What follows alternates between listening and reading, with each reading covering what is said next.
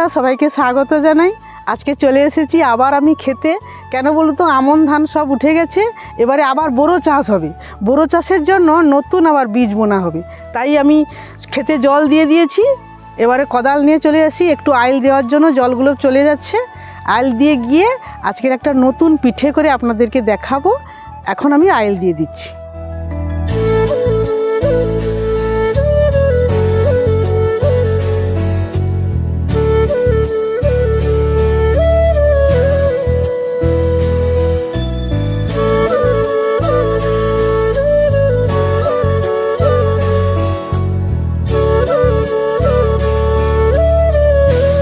ক্ষেত থেকে চলে এসেছি রান্নাঘরে। এই চালটাকে আমি ভিজিয়ে রেখেছিলাম।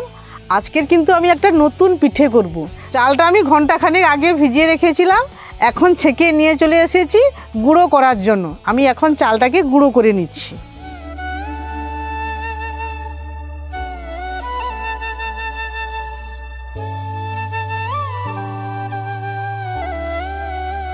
চালগুলো আমি সব সুন্দর করে গুঁড়ো করে নিয়েছি। দেখুন, সুন্দর করে আমি চালগুলোকে গুঁড়ো করে নিয়েছি। চালটা আমার বাটা হয়ে গেছে। আমি এখন নারকেলটা ফাটিয়ে নিচ্ছি পিঠে তৈরি করার জন্য।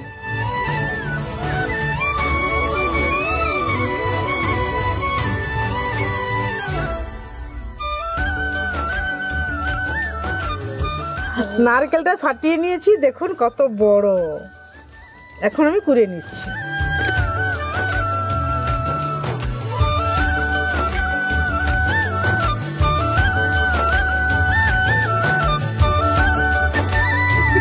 নারকেলটা আমি কুড়ে নিয়েছি। এবারে নারকেল দিয়ে আর এই খেজুরের গুড় দিয়ে আমি ছইটা তৈরি করে নিচ্ছি। এবারে আমি উনুনটা ধরাবো।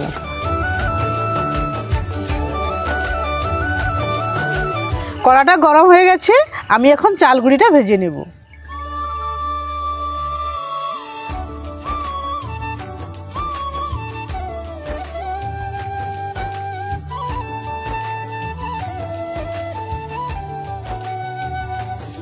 এই চালগুড়ি ভাজাটায় আমি পরিমাণ মতো লবণ দিয়ে দিচ্ছি।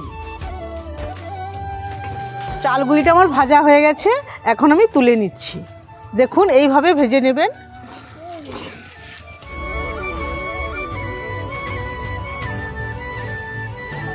চালগুড়িটা আমার ভাজা হয়ে গেছে, এখন আমি জল গরম করে নিচ্ছি এই চালগুড়িটাকে মাখানোর জন্য।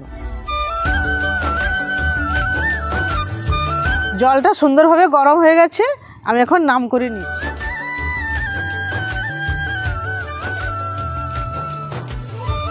এই গরম জলটা দিয়ে আমি এখন এই চালগুলিটাকে মাখিয়ে নিচ্ছি।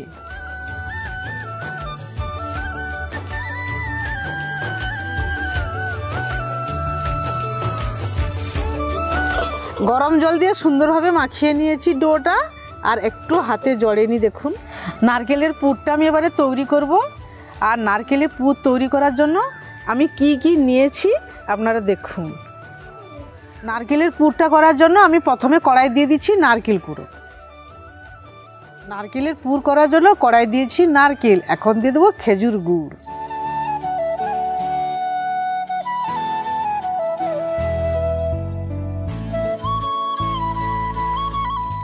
নারকেল আর গুড়টা সুন্দরভাবে মিক্সড করে নিয়েছি। এবারে এই উপকরণগুলো দিয়ে দিচ্ছি।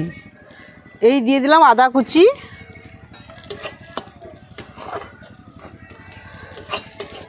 দিয়ে দিলাম দুটো তেজপাতা, কিশমিশ, কাজু বাদাম, আর দিয়ে দিলাম পানমৌরি। নারকেলের পুরটায় এই সব উপকরণ দিলে খুব সুন্দর টেস্টি হয়। এই নারকেলের পুরটা যে জল জল লাগছে, একটু চালের গুঁড়ি দিয়ে দিলে সুন্দরভাবে হয়ে যাবে। দিয়ে দিলাম একটু চালের গুঁড়ি। খুব কম আঁচে আপনারা এই পুরটাকে তৈরি করবেন, না হলে বেশি আঁচে করলে গুড়টা পুড়ে যাবে। আর শীতকালে এই পিঠেটা খেতে খুব টেস্টি লাগবে। এই পিঠেটা তৈরি করে আপনারা দুধ দিয়েও সিদ্ধ করে খেতে পারেন, তাও ভালো লাগবে। নারকেলের পুরটা সুন্দরভাবে হয়ে গেছে, এবারে আমি তুলে নেব। নারকেলের পুরটা আমার হয়ে গেছে, এবারে আমি পুর ভরা পিঠে তৈরি করে নিচ্ছি। দেখুন,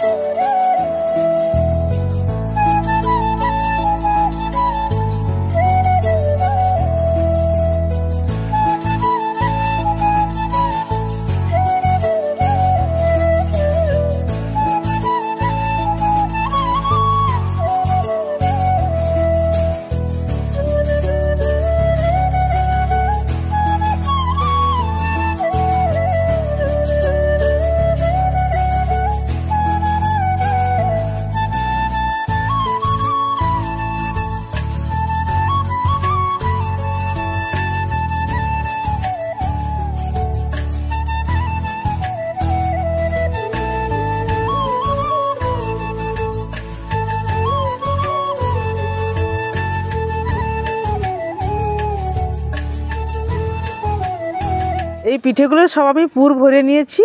এবারে দেখুন জলটাও ফুটতিছে। আমি এবারে পিঠেগুলোকে একটা একটা করে দেব। এই ছিদ্র করা যে বাটিটা আছে এই বাটিটা বসিয়ে দিচ্ছি। দেখুন কত সুন্দরভাবে ভাপ উঠে গেছে। আমি একটা একটা করে দিয়ে দিচ্ছি।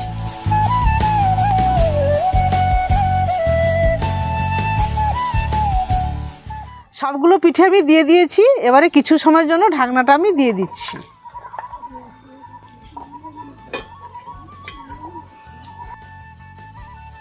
কিছু সময় হয়ে গেছে, আমি এবারে ঢাকনাটা খুলে নিচ্ছি।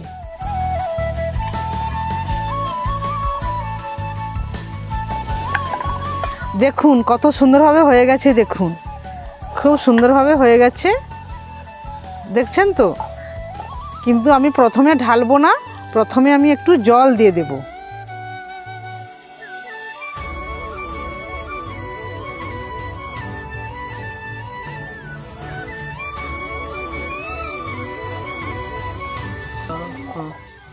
এবারে আমি ঢেলে নেব। সুন্দরভাবে হয়ে গেছে।